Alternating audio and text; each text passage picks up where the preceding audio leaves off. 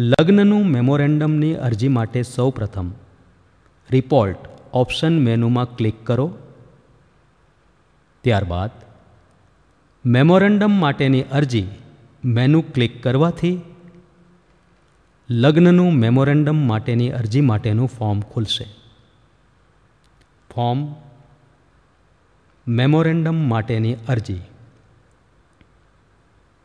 Memorandum માટેની અરજી માટે પહેલાં ભાષા પસંદ કરો. ત્યારબાદ જે ભાષા પસંદ કરી હશે તેમાં થયેલી નોંધનું લિસ્ટ રજિસ્ટ્રેશન નંબરના બોક્સમાં આવી જશે. ત્યારબાદ રિપોર્ટ બટન ક્લિક કરતાં તમે પસંદ કરેલ નોંધણી નંબરનું મેમોરેન્ડમની અરજી માટેનો રિપોર્ટ જોઈ શકશો.